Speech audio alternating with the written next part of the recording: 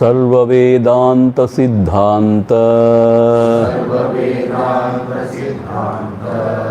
Gocharam Tamagocharam Govindam Paramanandam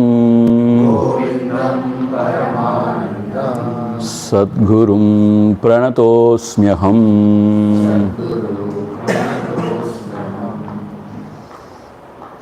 So, after the Upadesha is over, the Sishya prostrated at the feet of the Guru and he went his way.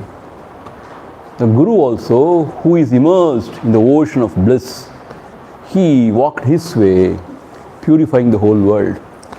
So, thus, actually Vivekachudamani got over. But now,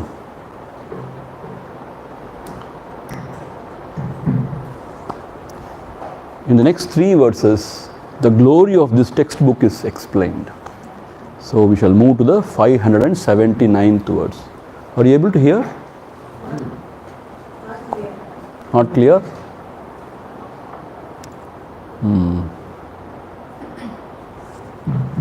Hari Om.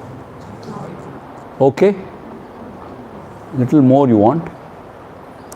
Okay. Shall I swallow the mic? Ityacharyasya shishyasya samvadenatma lakshanam nirupitam mumukshunam sukhabodhopapattaye Ityacharyasya sishyasya samvadenatma lakshanam nirupitam mumukshunam sukhabodhopapattaye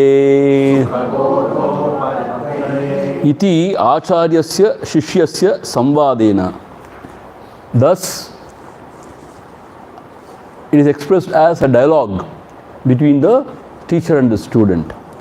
Acharyasya shishyasya samvadena Atma lakshanam sukhabodha upapattaye. Atma bodham nirupitam. Atma lakshanam nirupitam. The true nature of the self is indicated for what? Sukhabodha upapattaye. For the easy comprehension of that true knowledge or the self within. For whom? Mumukshunam. So, it is given for the mumukshus who are having a longing for the liberation. So, for them, this samvada, this dialogue between the teacher and the taught helps them to understand easily the Atma Lakshanam.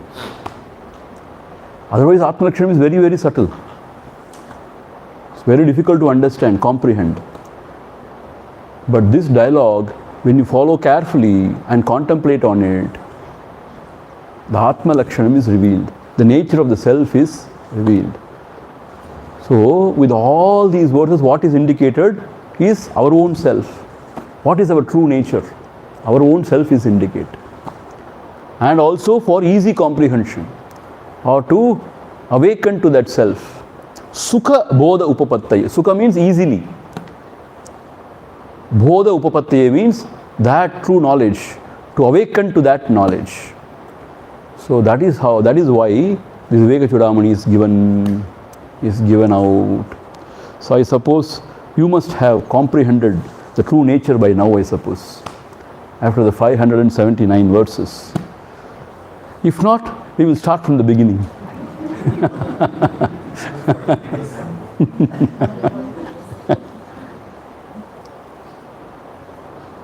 580th verse. hitamidam upadesham andriyantam vihita nirasta samasta chitta doshaha bhava sukha virata prashanta chittaha shruti rasika yatayo mumukshavo ye hitamidam upadesham adriyantam vihita nirasta samasta chitta doshaha bhava sukha virata prashanta chittaha shruti rasika yatayo mumukshavo ye hitam idam upadesham. Idam upadesham, this upadesha given out by the teacher to the taught is hitam. Hitam means what? It is for the welfare of the student. Hitam. And for whom it is given out? Vihita nirasta samasta chitta dosha. Vihita means as prescribed in the Shruti. In the Vedas, one who has followed all the sadhanas, and because of that nirasta samasta chitta dosha, one who has removed all the faults of his mind, that is kama krodha lobha moha mada mascharya, and then bhava sukha virataha, one who has withdrawn from the sense pleasures. Bhava sukha, sukha means the sense pleasures. Bhava sukha virataha, one who has withdrawn from the sense pleasure. Prashanta chittaha, and one who is very quiet and peaceful at heart. And Shruti Rasika. Shruti Rasika. Rasika means he's a fan. He gets delighted whenever he hears the Shruti. See, in this context, once our Swami Advaita, who is present Acharya of the Vedanta course there, he always used to identify himself as, I am Adi Shankara's Rasika, he would say. Adi Shankara's Rasika. Rasika means what? Fan. So, Shruti Rasika, Yatayaha. Yatayaha means he is a true seeker who is really sincerely striving. Mumukshavo ye, and he is longing for liberation. Such seekers, Adriyantam, may they appreciate this teaching. Appreciate means what? May they sincerely listen, contemplate, and then let them abide. Adriyantam, the actual meaning is let them appreciate. Adariparhadaha. But actual meaning is what? Let them take it into their heart and abide in the self. So therefore, it is for whom? Not for everybody. Once again, the adhikaratvam is given. See? One who has removed all the impurities of the mind through prescribed methods, not just by any method. Vihita means by the prescribed methods. And one who is withdrawn from the sense pleasures, and who is very quiet at heart, and who is really a fan of Shruti.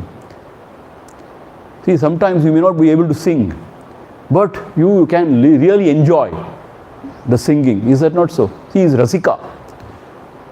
Enjoys. So sometimes we are Rasika means what? We appreciate. Like you say, wow. What happened? No, you really appreciate the idea. So Shruti Rasika and Yatayaha Mumukshavaha. So for them, this would be a real feast for them to appreciate and to abide in the self. Shruti Rasika Yatayoho Mumukshavo Ye Adriyantam. May they appreciate this knowledge and abide in the knowledge. And then moving on to the last verse. Samsaradhvanitapabhanu kirana prodbhuta dahavyata Kinnanam jalakankshaya marubhuvi Bhrantya paribhramyatam Atyasanna sudham buddhim sukakaram Brahmadvayam darshayati Yesha Shankara Bharati Vijayate Nirvana Sandayini Samsaradvanitapa Bhanu Kirana Prodbhuta Dahavyata Kinnanam jalakankshaya marubhuvi Bhrantya paribhramyatam Atyasanna sudham buddhim sukakaram Brahmadvayam darshayati Yesha Shankara Bharati Vijayate Nirvana Sandhayini Samsaradhvani. Those who are in the samsara marga, meaning what? Those who are in samsara. Samsara means what? Those who are struggling, miserable, and they don't know why they are miserable. So samsara dhvani thapa bhanu kirana. Thapa bhanu kirana means, thapa means there are three types of thapa, you all know. Adi bhautika, adi dhaivika and adhyatma. So these are all the three types of tapa, bhanu kirana. Because of that, they are really suffering. Tapa bhanu, with the heat of those tapa. Adi bhautika means what? Like monkeys and like, beings around. Beings around, snakes. So something like that. Even the neighbors. Adi bhautika. And Adi Dhaivika means what? Suddenly thunder and lightning and flood, tsunami, all those things. And more than that, Adhyatmika. And the mind creates so much of trouble for all of us. See, actually Adi Bhautika can be addressed. And Adi Dhaivika, nothing we can do, but we can manage. But Adhyatma Tapa is very difficult. Because we don't know how to handle it. We go mad sometimes. So Adhyatma Tapa, Bhanu Kirana, Prodbhuta Dahavyata. And they are really troubled. And they don't know what to do. Kinnanam, meaning what? Those who are really struggling. And Jalakankshaya Marubhuvi Bhrantya Paribhramyatam. And they are in search of water in the desert. Marubhumi. When you are walking in the desert and when you are thirsty, you are desperate for water. Bhrantya Paribhramyatam. And you don't know where to find it. And you are roaming around. Meaning what? Somehow you want a solution for your trouble. Somehow you want some peace of mind. Somehow you want some sort of happiness. But you don't know where to find. And you are roaming around. For those people, for those samsaris, Ati Asanna Sudham Buddhim Sukakaram Brahmadvayam Darshayati. See, Ati Asana means this scripture shows very close, very near. What? That Sudham Buddhim, that ocean of nectar, Sukakaram, which gives so much of bliss, Brahmadvayam, that is non-dual, one without the second, Darshayati. So this shows, this scripture shows that Brahma Tattva, which is like ocean of nectar, and which is really the cause for all bliss. It brings it very close to the seeker. See? Ati Asanna. It brings this Brahma Tattva very close to the seeker. And it shows This is how it is. So in the first two lines, the state of the samsara is revealed. He is roasted here in the samsara. Because of the tapa, sorrows, he doesn't know where to go, how to go about. And then he's in search of water in the desert land, as if. Where will he find? So he is Brahmyata, means he is roaming around everywhere, not knowing where to get solutions. For them, this is like a ocean of nectar and blissful.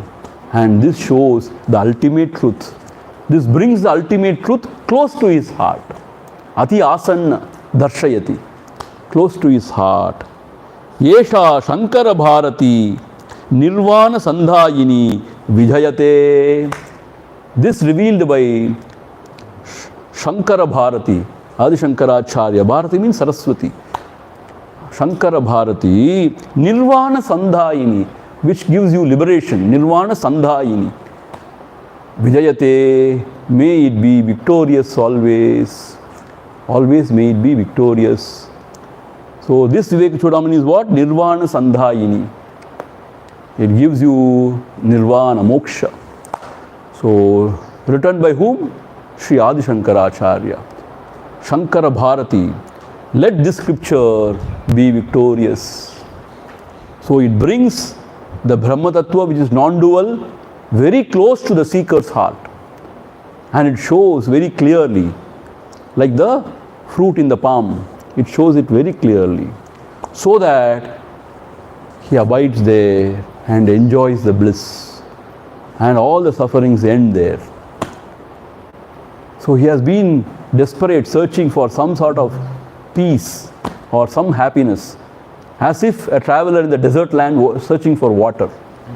So to him, it is the ocean of nectar. So when he drinks this, he is so satisfied. So Nirvana Sandhayini, and this gives the ultimate Purushartha, the moksha. So this scripture, Vivekachudamani, let it be victorious. There we are. We have come to the end of Vivekachudamani. Sarva Vedanta Siddhanta Gocharam Tama Gocharam Govindam Paramanandam Sadgurum Pranatosmyaham. Thus we conclude the Vivekachudamani, and we are very, very grateful to the Lord, because without any vignam this has happened. Because it's not easy, 581 verses for 45 days, 3-4 sessions a day. So without any vignam, relatively everybody was healthy, I suppose. That itself is a great blessing. And we all could study, understand. So it's all Bhagavan's blessing, Shankaracharya's blessing, and Ishvara Kripa. So with this, we offer everything unto him. Kayena vacha manasendriyerva buddhyatmana bha prakrute svabhava karomi adhyat sakalam parasmai narayanayeti samarpayami. Narayanayeti samarpayami. So now we stop here. Now as I promised you, let it be on. Now I promised you, so you can ask some questions. Then if it is possible, I will try to clarify. I will try to explain. You can ask now. Swamiji, this book, it's written on the front page. It's an intellectual exploration. Mm-hmm. Into the infinite and the eternal. So that is intellectual. Yeah. So intellectual exploration only. yeah. So what's next? Huh? What's next after the intellectual exploration? See, you have to contemplate yourself after hearing. See, this is what said, na? After Shravanam, after hearing, we have to contemplate. Means independently we have to think about all these ideas. So certain seekers here were saying, Swamiji, when we go back, we are going to take 2-3 verses per day and we are going to study and then contemplate. So that is the way to go. So contemplate, contemplate, contemplate. And then after contemplating, whatever clarity you get, that is the thing which you have to meditate on. For example, when you are convinced, when you get this clarity that this self is all, everything. So knowing the self is everything. Then with wholehearted effort, you give attention to the self. And phenomena? Don't worry about it. Just ignore phenomena? See, ignore means what? The Lord will take care. Either say Lord will take care, or say it is all unreal, or your own imagination. So why to worry, bother? So our business is to give attention to the self, and everything else will be taken care. The Shankaracharya, Kanchi Shankaracharya is still in good. Bhagavad Pada has written many other texts, and of course so many Upanishads, Panchadashi, this, that. So in that sense I was asking, like, what if one wants to, after contemplation, etc., which should be ongoing anyway 24/7, what is the next text in this sequence? See, it is all Shastra Ishana, na, it is said. I see. So, see, he has got everything, na. So why this kind of intellectual restlessness? After this what? And after Panchadashi is over, after this what? Next. See, what I am saying, whatever we have studied, we have to contemplate deeply. Everything is given here, na. Everything is covered. So many books, sir. Why so many scriptures? See, you should ask him. See, he was inspired from within. He was giving out. So, see, if you are that kind of a scholar, go on. But more than that, very important is contemplation and meditation on the whatever you have understood. That only will lead you to the ultimate. See, go on reading will not help. Bhagavan Ramana clearly says, expansion of the mind. It will lead to the expansion of the mind, not to the odukkam. The mind will not merge in the self. It will expand into the world only. So therefore, more and more. See, what I am saying, the Bhagavan will give you another opportunity. He will give you. You can listen. But very important is, you have to go within. Abide. That is very important after this listening. We should not think, what else to read, what else to study. No, no, no. Whatever we have to, first we have to digest. It will take one janma to digest this. One janma is not enough to digest this. There is no creation, there is no destruction, there is no sadhaka, there is no bandha, there is no moksha. You contemplate on the one verse, it will take 100 years to come to that point. 100 years just in a dream, it just goes there. Yeah. Anyway, sorry. No, no, no. Give you blessings, Swami. Definitely. It's always there. My question is heavy loaded question. Loaded. Heavy loaded question. That I thought to ask you. I don't like to interrupt there. Now, when we are in deep sleep, deep sleeper is there. So mind is subdued. Body is not there, it's already subdued. So we don't feel any deep sleeping experience there. But when we wake up, then we laugh happily, that experience will come. Are there two minds, subdued mind recorded this memory experience and given it to wakeful mind? Or what is the mechanistic approach? How it is known to us in the waking state? See, it's a very, very deep question. I appreciate this question. His question is, in the deep sleeper, in the deep sleep state, you say that the mind and intellect are absorbed and there is no experience at that moment. So only when you wake up you remember, pratyabhijñāyate, you remember. So in the Dakshinamukha Sutram, we told you that the experiencer and the rememberer, these two fellows should be there for any memory. So now you are asking, yes, in the waking state, the person remembers, he comes up. But who experienced? During deep sleep state, who experienced and who recorded? That's what is the question now. See, it's a very good question. As far as I know about the deep sleep state, in the deep sleep, the mind and intellect is in unmanifest form. It is a seed form. Ignorance is there, that is called as, it is a seed form. That is one thing. So since we have not experienced it consciously in our samadhi avastha, so therefore there is ignorance of the self. You understand? That is what called as sukshma ajnana vritti. Ajnana vritti is there. So since that ajnana vritti is there, this jiva is there as though he is not manifest, like now he is not there. But since the ajnana vritti is there, it means what? In some seed form, the jiva is there. See, that is why when you are sleeping, when I say Shastriji, you get up. Otherwise, you may not get up. So, in some seed form, this very atisukshma, this experiencer or the deep sleeper, prajna, the deep sleeper, is somehow there. But he is not, as we think, the very obvious manifest like this experiencer. He is in seed form somehow. So the vasanas are all intact. Vasanas are intact and the ignorance is there. So he is there, still he is there. Like I told you the another example of Alexa. Alexa is as if, sleeping. But when you say Alexa, she wakes up and then she listens. What else? What next? When you say something and she replies back. So like that somehow the deep sleeper is there in a very, very subtle form. So that deep sleeper somehow is only recording. See, if you ask very detailed in a minute fashion exactly how he is doing, but what we have understood is there is in the seed form somehow the person or the experiencer is there. So that he is only recording. And somehow we are able to recollect.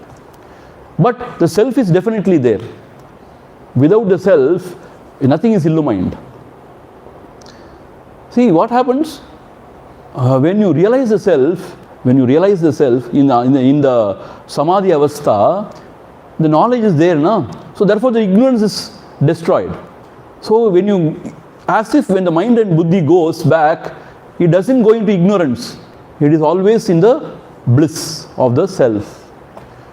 So that continues in the waking and dream also. So all the three states become one. When you realize all the three becomes one. If not, then this is there. But Bhagavan himself has said, Bhagavan says, the experience is not there. Experience is not there, he says. But still once a person asks this question, why the traditional Vedanta Shastra is talking about ajnana vritti, and then the memory, how it is possible in the waking state of the deep sleep. Then he says, that's why I told you, one devotee, senior devotee in Hyderabad, he told me, he showed me Bhagavan's this thing, in the question and answer session, that in deep sleep also, in a very, very seed form, somehow even there, the personality is there in a seed form. That is called as ajnana vritti is there. Somehow there is something there which is able to record that experience. If you ask me in a very minute, detailed way, how, I don't know. But this is what the scriptures have said, Mahatmas have revealed. So there is somebody. Somebody means not as we know like a waker or dreamer. Something is there which is somehow able to record and we are able to understand. But the self is there always. Then you may say, argue, the deep sleeper is there, na? But the deep sleeper is not as we think, is very, very, very, very sukshma. Not completely deleted. If it is deleted, if he is deleted, then you know the self, na? The Purusha in some seed form is there. That is how he is able to record. Okay, but it's a brilliant question what you asked. That is the place where normally people don't tread. This minutely people don't tread this path. Because always there is some sort of a trick there. Yes, good question. Anything else?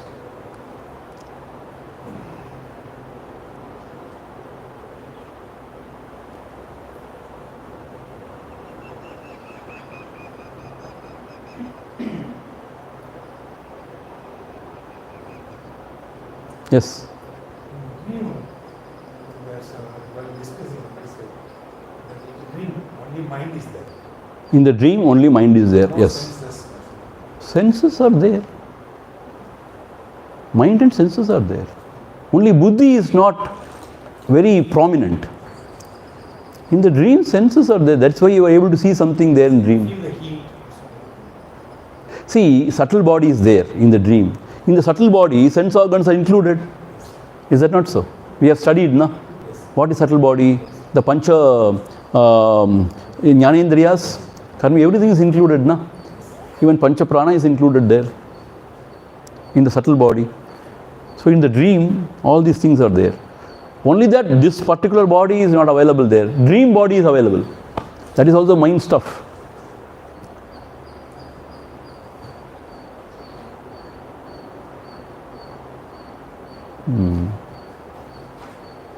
Swami, Bhagavan teachings and Adi Sankara teachings both are complementary. Bhagavan's teaching and Adi Sankara's teaching both are Complementary. complementary. Very good. Yes. So, while doing sadhana, While doing sadhana, can I do the inquiry as per Bhagavan? inquiry as per Bhagavan, Like, who am I? Then, Adi Sankara's meditation of 10 slokas, can it be done? Adi Sankara's? 10 slokas of very, Hmm. can it be done? See, not at the same time you cannot do. How can you do the same time? See, you should understand. Okay, I will tell you very, very clearly. I will tell you what. See, initially, the teachers, they teach about Nama Rupa Dhyana, meaning to meditate on a form of the Lord, taking his mantra or name. So that helps for gaining concentration of the mind. Chitta Ekagrata it is called, concentration of the mind. Right? So that has to be practiced for some time so that you get some sort of concentration. And then, little advanced if you go, one way is to take the Upanishad mantras or like these 10 shlokas of this Vivekachudamani and then contemplate. Brahma tattvamasi bhavayatmani. So you contemplate on those verses. What is the meaning of that verse? You contemplate on that. The 10 verses. That is a separate exercise. The mind will be uplifted and then in due course it will be transported to some other realm. That can happen. That is one way of doing it. We need not sort of make a khichdi. We not make a khichdi out of everything. Don't make a khichdi out of everything. This is one more way you can do. And as I told you, Sakshi Bhavam means what? Whatever the thoughts come and go, you don't interact with your mind or you don't meddle with any thoughts, you remain as a Sakshi. You understand? Just observing, not involved, not influenced, remaining as Sakshi. This is one way. So, and another way is to inquire for whom these thoughts? To me. Who am I? From where am I rising? Where the I is rising? So to go within, this is Bhagavan's Atma Vichara. So I will tell you this way, whichever is most appealing to you, you take it up and practice. But this gives you a good foundation of the whole thing. See, Vivekachudamani gives you a beautiful foundation of the whole Adhyatma Vidya. And then whatever you want to do, you can do. For example, if you are very convinced about Atma Vichara of Bhagavan, please go ahead. Suppose if you are living in your day-to-day life, if you want to be Jagrada and not to identify with anything, not to get entangled in anything, that is a very good sadhana. Meaning, not to identify with Anatma and always to be aware of the Atma, the self, not to get entangled. So, Adi Shankara's way. So, that also can be practiced. So, suppose one day if you are very inspired to take a book, this kind of book or Upanishad and to contemplate, you can do so. Suppose you are not inspired that way on that particular day, you want to only hear some songs, divine music, you do it. See, that day how you are. But every day if you feel half an hour, 45 minutes, whatever, I am going to sit and do this kind of Atma Vicharam, you can do that. But while doing Atma Vicharam, can I contemplate? No, it's not possible because it's contradictory, Mandir. You are trying to focus attention on the self and you are trying to think about some other ideas. So that cannot go hand in hand. You understand? So whichever is appealing to you the most, you can take it up. And one more thing, these are all bhavana pradhan, using the ideas. But Bhagavan's thing is going beyond all bhavanas, all sorts of ideas, thoughts, to inquire into the source of all the thoughts, ideas. So it is very, very powerful actually. That is why Bhagavan says, even this Panchakosha, Viveka and all, they are helpful. But he says, Vichara is very, very powerful, he says, Bhagavan says. So whichever way is more appealing to you, you take it up and do it. But don't mix everything. It's not possible. That's a good question actually.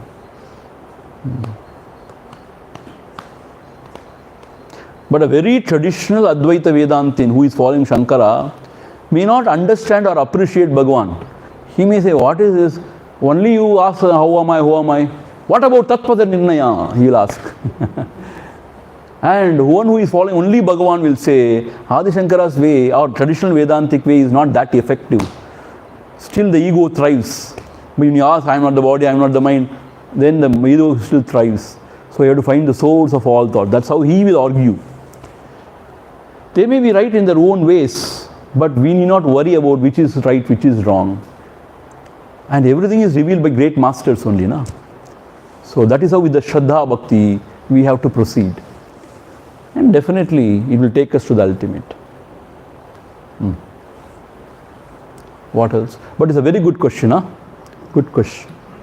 So one day Sakshi Bhava, but that day nothing else.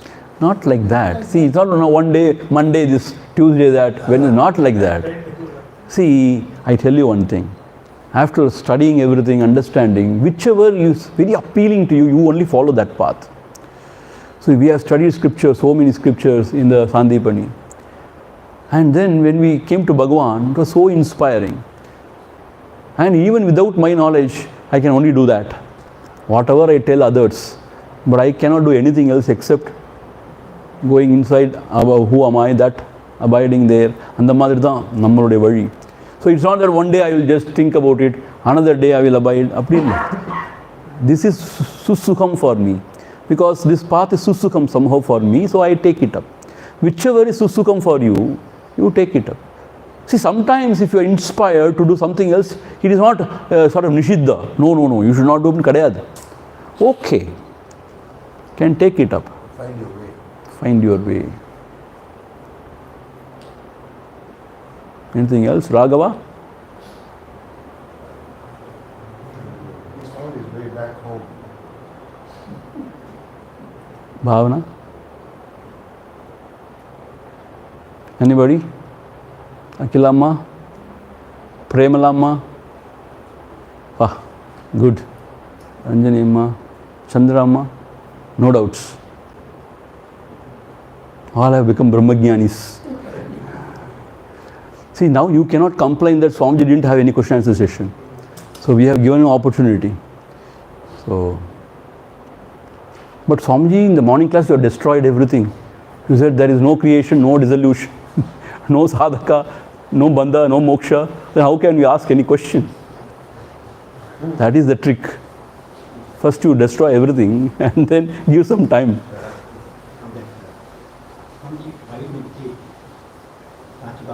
Sakshi Bhavana. What is that? You don't engage with or entertain with the thoughts. When you are observing Sakshi Bhavana. Okay. In terms of time, during one session, after the first 10 minutes, you have sometimes 15 minutes. But as time moves on, say 20, 15 minutes, 28 minutes, the mind becomes quiet and quiet. And if you can sit for a long time, the thoughts become less and less, and the mind becomes calm. Continuing with that for a long period, gradually, just will quieten the mind and concentration. Am I correct on that? Yeah. Over a long period, or one sitting. See, over a long period, if you just sit as a Sakshi, observing the thoughts without meddling with the thought, reacting in any way, the mind quietens very much, it quietens. And afterwards, you do not initiate any other thoughts. See, at that point, you should not initiate any other thoughts like jati, niti, kula, dogat. No. You should not initiate any thoughts. When the mind is already quietened sufficiently, then you be there. You allow the mind to settle down and don't initiate any new thoughts. Kinchidapi na chintayet in Gita 6th chapter. Atma samstam manakritva kinchidapi na chintayet. Once when the mind is quietened sufficiently, do not initiate any further thoughts. However wonderful, glorious it may be. No. Remain there. And? And say, you do it twice a day. During the course of the day, the effect is there, your mind slows down, then your normal activity. And you can keep going till the next session. And over a period, the mind automatically tends to slow down, the pace of the thoughts. See, that is what Bhagavan has said. When you intensely meditate for say half an hour, 45 minutes, 1 hour in the morning, a sort of a spiritual current is generated, he says. What is that current? Meaning, in and through your activities, the same sort of, or like the Shruti, like Shruti they say in the orchestra, the Shruti like that, some sort of or quietude, or that awareness, or that Jagrada, I say, Savadhan, attentive, that kind of mind is there. So that helps you not to identify with anything and just to be. So that helps. It will not happen overnight. When you are a sincere practitioner for a long time, then this will happen. Slowly, as you said very rightly, slows down means what? The Rajas and Tamas reduced. That is what you mean actually. Rajas and Tamas reduced. See, when Rajas is there, the mind is always turbulent. And we say it is active and dynamic, but sometimes it is very, very agitated and confused. So, when it is quiet, you can see things clearly. You can see things clearly, and also you are aware of what's happening inside. Outside also, what's happening inside also. You know what you are doing. Meaning, for example, let us say, you are helping somebody. Outwardly, it is as if you are helping, but you only know why you are doing it. The motives, it becomes very clear to you. And it is very clear whether there is honesty in it or some sort of deception in it. All those things you will come to know. If you are a very honest person, when you are very quiet, you know what you are doing. And then, if you are a very sensible person, a true seeker, you will not do anything which is contrary to your belief or your understanding. So that way you evolve that way. So it's very deep. That is integrity. Integrity, that's what I'm saying. But you become more and more integrated because you are aware of what's happening inside. Otherwise, in normal circumstances, we are not one aware, or we just brush it aside, or push everything under the carpet. Okay. No. When you are very, very aware, you will not put anything under carpet. You watch it and you know it, and then you are ashamed sometimes, so you will not do sort of things. You need to be aware. For that, keeping quiet helps a lot. And you will know what is the trick of the mind, how the mind is playing. You can watch how the mind is playing. The jealousies, insecurities, what's happening inside is very clear when you are aware.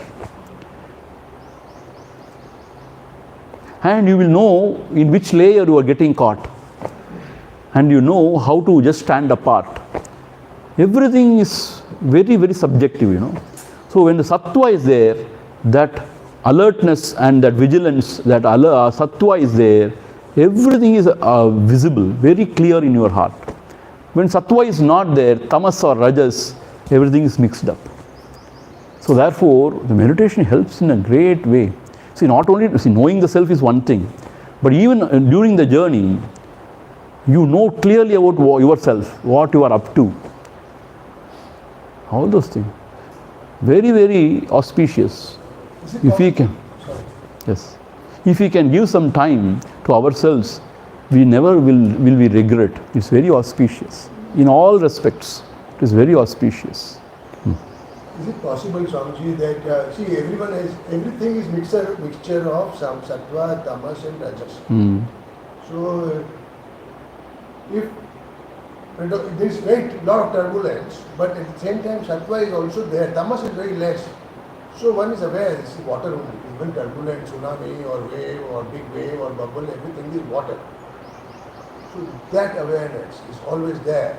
That whatever it might be on the surface, it is water. So one may appear to be turbulent outside, but one is very cool inside. It's possible. It is possible. See, he's saying, for the audience I am talking, he is saying sometimes one may appear to be sort of turbulent, but there is an awareness also that everything is one. That's what he means. Water, all the bubbles, everything is water. Like that, everything is one. See, if you are sattvic only, this awareness is continued, always there. If too much of rajas means, in the heat of our activity, heat of our day, we may miss it out. See, it may come and go, flashes of sattva, but it's not maintained.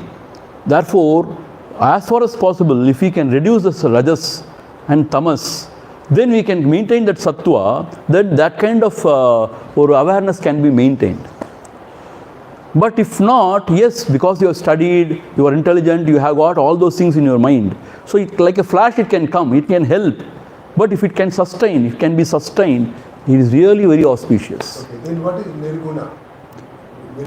Nirguna means when you abide in the self, whatever the body and mind, however it expresses, it doesn't mean anything to the self.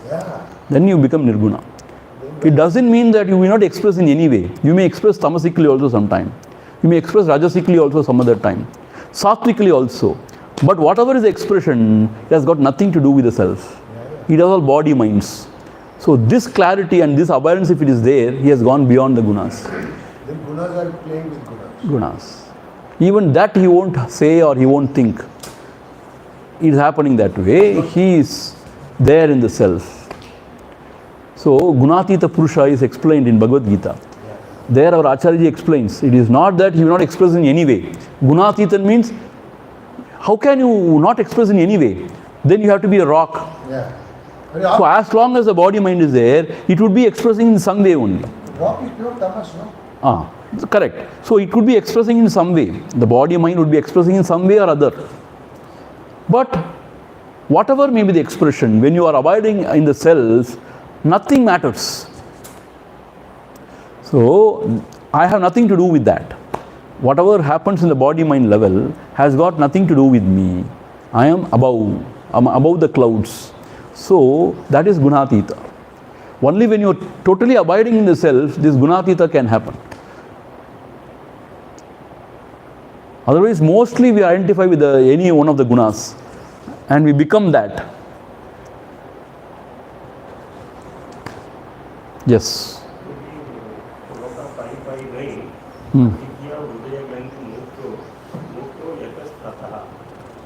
Yataha tataha. 5:59.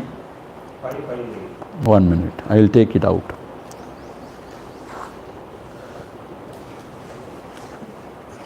Okay, tell me. Dehasya moksho, no mokshaha. Na dandasya na kamandalo. Avidya hridaya grantir mokshaha. Moksho yataha tataha. Avidya kamaka means vasana manonasa. All the three bodies should go. Generally, moksha is possible. How to achieve simultaneously vasana and manonasa? Both are one only, na? When vasana goes totally, kshaya happens, manonasha happens. Manonasa means what? It will not rise again. Manonasha means what? The mind will not rise again. That is called as manonasham. So Bhagavan says, till the last soldier comes out of the fort, you have to go on killing him. Then only you can conquer the fort. Meaning what? Till the last vasana, you have to, vasana kshaya should happen so that then mind will not rise at all. It is called sahaja sthiti. So what is your question now? Ajnana plus vasanas are there. So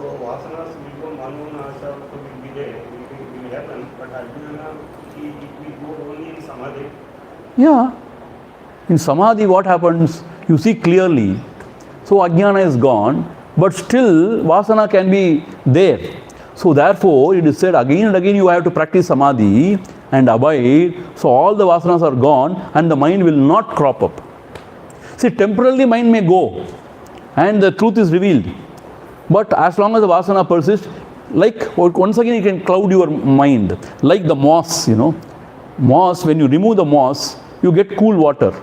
And when you don't do anything, it will once again come back. Like that, there is a phase they say in between. See, there is a phase in between, they say, where you get some sort of a clarity and also some revelation, and somehow it goes back. It happens, but there is a state where it never goes back. That is sahaja, they say. See, instead of speculating from here, why can't you go there and see? It will be very clear. See, I am telling you, sincerely I am telling you, we are only speculating from here, which is beyond our mind and buddhi. Illaya? So what I am saying, you yourself go and see. So there is intermediately, there is a phase. See, that also is not hard and fast rules for everybody in solla mudiyadu. Some people duck, everything can happen one shot. For some it may not happen one shot also. See, it's all, nothing can be said, this is how it is in solla mudiyadu. For some seekers, the process will be there, strenuous. But somebody tuck, we don't know why and all. So, what we understand is, from all the teachings, in a seeker's life, there is a phase where he goes into samadhi, comes back, goes into samadhi, comes back. And then, he never goes into or comes back, he is always in the same state. That is sahaja, it is said. That is what Bhagavan says. And then he says that sahaja is called manonasha sthiti or vasana kshaya sthiti. That's what he says. So in the intermediate, there are lingering vasanas, little bit of avidya or whatever you may call. And then you can say the manasu is still active. But when the sahaja sthiti you reach, it will not rise again. Once and for all it is gone. That is what is said.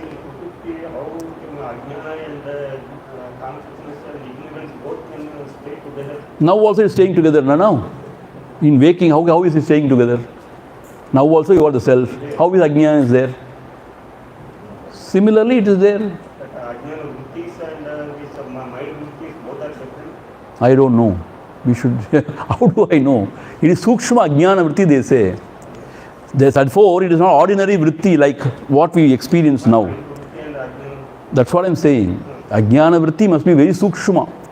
See, ajnana vritti means, you know what? Since you do not know it, though you are there, you don't know it is. That is what is called as ajnana vritti. Ajnana vritti, you don't think it is a vritti sort of thing. It just means, even though you are there, you don't know it is that. That is called ajnana vritti. It belongs to consciousness or ajnana? Ajnana only. Why in ajnana sthiti only? See, it is very clearly said. Kosha. Anandamaya kosha means what? It's a kosha, covering. It is not Atma, the self. Okay. So, covering means what? When this buddhi vritti is kissed by the ajnana, that's what we learnt, na? Then it is Anandamaya kosha. So, therefore, the Anandamaya kosha is kosha only. Buddhi is not there in the Yeah, buddhi is not there. See, Sushupti, the mind and body is not, but still ajnana is there. In the wake, see, this priya moda pramoda is available only in the waking and dream. But in the deep sleep, it is a very sukshma ajnana vritti is there. That is why it is called the Anandamaya kosha only still. It is not absolute self, it is not self-abidance. Since ajnana vritti is there, it is Anandamaya kosha. Kosha means what? Still you are not there 100%. Though you are there, you do not know you are there.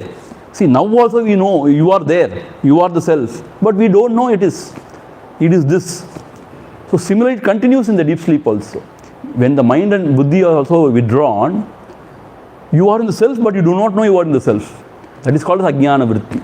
They say it's a sukshma vritti, they say. See, even the Yoga Shastra talks about it. This ajnana vritti, it is spoken in Yoga Shastra also. What is said is, it is not like all other vrittis. It is a very, very subtle vritti. Vritti means what? There you do not know this is the self. That is why it is called as ajnana vritti. It's a curtain. Something like that. So therefore, see, this much only we know about it. If you want further detail, you have to go and see.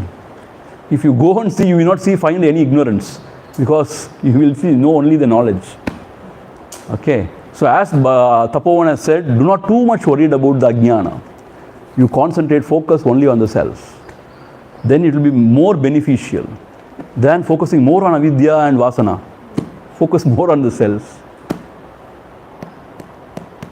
See, Vedanta Shastra explains this way, in the way of explaining things. Absolutely there is nothing to explain. But the vyavahara, certain things are experienced. So how it is experienced? So they explain it in a particular way.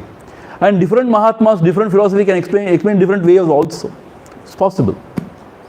So it is a way of explaining things only. It's not absolute. Also it is very relative only. That much we should understand. Absolute is only the self. Everything else is relative. When it comes to relative, it can be interpreted in any way, it can be explained in any way.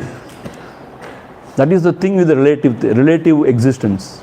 That is why so many philosophies, so many schools of thoughts.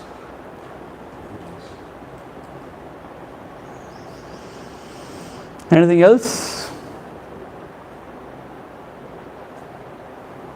Like you have theoretical physics and applied physics. You have this theoretical Vedanta and Yes. the real Vedanta. Actually, when you go theoretical in any science, it is very abstract and very deep, very difficult to understand. See, mathematics, when you go to MSc level and PhD levels, you won't find any numbers there. It's diagram only. It's like a diagram. And in the mole, some symbols they write. And you don't know what they are writing also. Because one of my aunt, she was studying PhD in mathematics. She used to go on writing something. It will be, she will be writing something, you won't make any sense out of it. Some sigma, pi, this, that, something. I really don't understand how they can really think that way, Very strange. And very subtle it becomes. If you are not very intelligent, you cannot cope up. See, you can join MSc Physics and MSc Mathematics and all. But if you are not there, you cannot cope up actually. You need a very different kind of a mind in the theoretical mathematics, physics and all. Very difficult actually. Yeah, applied also has got its own challenges. But that is the heart. See, the theoretical physics or theoretical mathematics is the heart of everything. We don't understand. See, but the money is only the application. Money is only in the application. But without the theoretical application cannot evolve. So the theoretical experiments, research is very fundamental. But it is very abstract and very, very deep. So therefore people don't get into it. Very rarely people get into it. Other people are only in the application. Application there is more money. But theoretical... You can't even talk to each other. They only theoretical physics make sense to other theoretical physics only. Not other people. Yeah, other people cannot. So only 3 people understood, seems. 3 people understood. 2.5. Wait. 3 people only understood about the general theory of relativity of Einstein, it seems. You know who are all they? Einstein, and Einstein. I heard 2.5. Who are they? Einstein and one more chap and one chap maybe. Maybe. Talking about Einstein, he's the one who is supposed to have said that religion without science is blind and science without religion is lame. That means he believed. He believed in something beyond. Yeah, he believed. See, actually Einstein believed actually. Yeah, Einstein believed. Shall we conclude? Yeah. It's a practical guide for applications. It is theory and practical, both. Applied things like that. Both. Theory is also there and practical, this thing, sadhana, everything is revealed there. It is a complete handbook. Om Purnamadha Purnamidham Purnat Purnamudhachyate Purnasya Purnamadhaya Purnameva Vasishyate. Om Shanti Shantihi Harihi Om Shri Gurubhyo Namah Harihi Om.